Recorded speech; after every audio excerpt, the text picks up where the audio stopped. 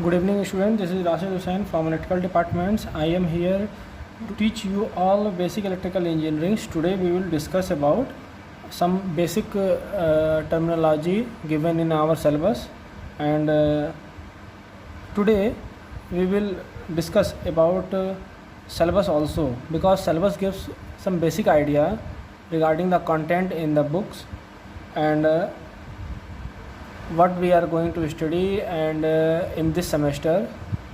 So without wasting any time, let's start the session. Students, syllabus के बारे में जो है सबसे पहले हम लोग बेसिक के बारे में जानते हैं कि बेसिक क्या होता है. तो बेसिक डीसी फंडामेंटल,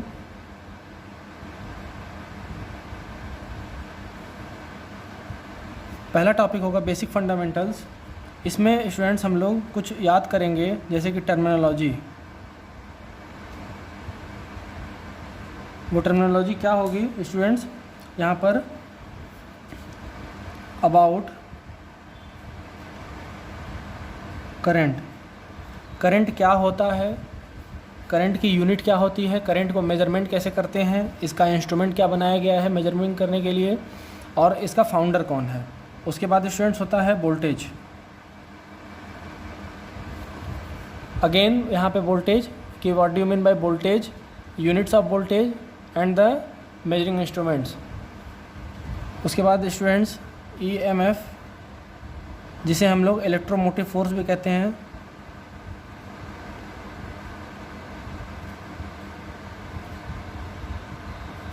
ईएमएफ जिसे कहा जा रहा है इलेक्ट्रोमोटिव फोर्स. अगेन उसके बाद स्टूडेंट्स हम लोग बात करेंगे रेजिस्टेंस की, कि रेजिस्टेंस क्या होता है और इसका काम क्या होता है हमारे इलेक्ट्रिकल डिपार्टमेंट्स में. ठीक है स्टूडेंट्स. अब उसके बाद थोड़ा और आगे चलते हैं. दूसरे Ohm's law. Question students exam में ये आता है कि what do you mean by Ohm's law, explain with the help of example and solve some equation. Ohm's law के बारे में स्टूडेंट्स हमारे डिफिनेशन आएगा और एग्जाम्पल्स ऑन न्यूमेरिकल. कुछ न्यूमेरिकल्स दिए रहेंगे स्टूडेंट्स, उस पर हम लोग जो है सॉल्व करेंगे कि ओम्स लॉ कैसे काम करता है और किन किन बातों का हमें ओम्स लॉ में ध्यान रखना है. ठीक है स्टूडेंट्स. अगला पॉइंट्स आता है हमारा resistance, series oblique parallel connection. हम लोग उसके बाद पढ़ेंगे कि कोई भी अगर दो रेजिस्टेंस है तो उसको हम सीरीज़ में कैसे जोड़ें और पैरेलल में कैसे जोड़ें. उनको जोड़कर उनका फार्मूला क्या होगा कि इक्विवेलेंट रेजिस्टेंस कैसे निकालें उसको, और सीरीज़ का इक्विवेलेंट कैसे रेजिस्टेंस निकालें. क्या प्रभाव पड़ेगा हमारा वोल्टेज पे, क्या और क्या प्रभाव पड़ेगा हमारा करंट पे. आगे चलते हैं स्टूडेंट्स. फोर्थ पॉइंट होगा हमारा प्रैक्टिकल ऑन ओम्स लॉ.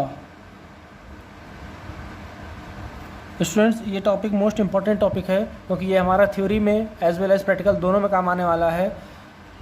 इस टॉपिक से हम ये सीखेंगे कि ओम्स लॉ को कैसे सेटिस्फाइड करें और किस तरीके से जो है हमारा ओम्स लॉ सेटिस्फाइड होता है और प्रैक्टिकल कैसे होता है. इसमें टॉपिक में स्टूडेंट्स हम लोग लैब मैनुअल को बनाएंगे.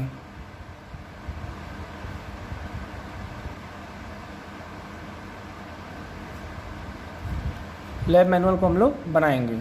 ठीक है. थोड़ा और आगे बढ़ते हैं स्टूडेंट्स. हम लोग जो है टॉपिक, अगर हम लोग दूसरे चैप्टर पे चलते हैं तो यहाँ पे होगा डीसी थ्योरम. स्टूडेंट्स, ये टॉपिक भी बहुत ही इम्पॉर्टेंट है हमारे आगे जो है प्रिपरेशन के लिए, और बहुत सारे कॉम्पिटिटिव एग्ज़ाम में ये डीसी थ्योरम से काफ़ी क्वेश्चन आते हैं, और अबाउट 30% जो है हमारा पेपर डीसी थ्योरम से ही कवर अप होता है. तो चलिए जो टॉपिक है उसके बारे में हम लोग देख लेते हैं। तो पहला टॉपिक आता है Kirchhoff's current law,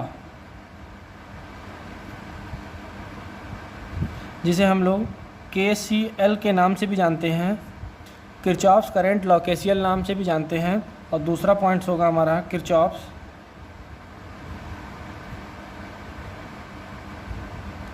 voltage law, और जिसे हम KVL के नाम से भी जानते हैं। अगला पॉइंट्स होगा students superposition theorem,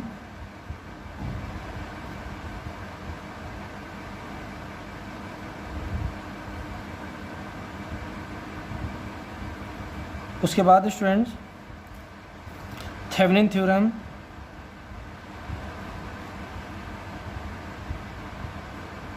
and again fifth point is Norton.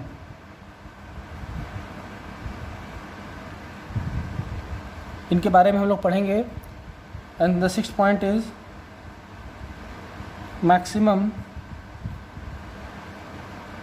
Power transfer theorem, ये हमारा पॉइंट हो गया। इनके साथ ही साथ हम लोग जो है और भी पढ़ने वाले हैं, जिसे हम लोग नोडल एनालिसिस के नाम से जानते हैं। और अगला पॉइंट होगा मेश लूप सिस्टम के बारे में पढ़ेंगे। स्टूडेंट, ये हमारा डीसी का जो है सिलेबस हो गया है। इसके बाद जो है हम लोग आगे पढ़ेंगे कि एसी टर्मिनोलॉजी कैसे होता है, इलेक्ट्रोमैग्नेटिज्म कैसे होता है, उनके बारे में हम लोग आगे पढ़ेंगे। तो स्टूडेंट, सबसे पहले जो है आप लोग इस चीज़ का स्क्रीनशॉट ले लीजिए कि जिससे कि आगे हम लोग पढ़ा जा सके। स्टूडेंट्स, अगला जो है हमारा एसी फंडामेंटल है। एसी फंडामेंटल में हम लोग बेसिक नॉलेज जो पढ़ेंगे कि किस तरीके से जो है एसी काम करता है और क्या क्या उसमें जो है फैक्टर्स होते हैं। उसके बाद हम लोग जो है कुछ टर्मिनोलॉजी को याद करेंगे और इसको निकालने का ज्ञात करने का तरीका देखेंगे। वो होगा एवरेज वैल्यू, आरएमएस वैल्यू कैसे निकालते हैं, अपेरेंट वैल्यू क्या होती है, फॉर्म फैक्टर कैसे निकालते हैं, पीक फैक्टर, इन सभी चीज़ों को हम लोग निकालने और इनका डेफिनेशन हम लोग याद करेंगे। अगला पॉइंट्स आ जाता है students AC series circuit and again AC parallel circuit. इन सब का हम लोग जो है इक्वेशन सॉल्व करेंगे और एग्जाम्पल सॉल्व करेंगे।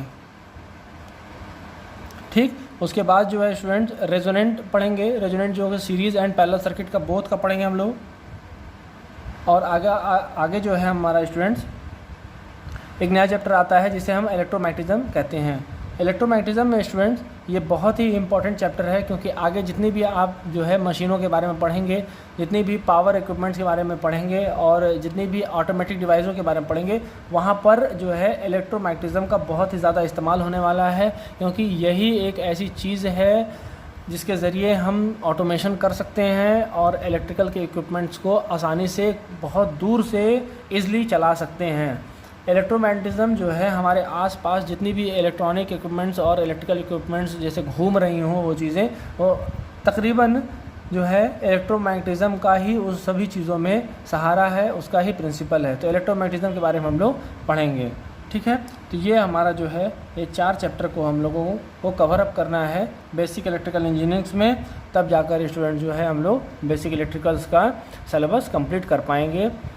स्टूडेंट्स जो है आप लोगों को पहला क्लास जो है हम बेसिक डीसी का फंडामेंटल्स लेंगे। इसमें हम आप लोगों को बताएंगे कि जो है करंट क्या होता है, वोल्टेज क्या होता है, वॉट क्या होती है, पावर क्या होता है, इन सब चीज़ों के बारे में हम लोग बेसिक में जानेंगे और उनका जो है प्रॉब्लम सॉल्व करेंगे।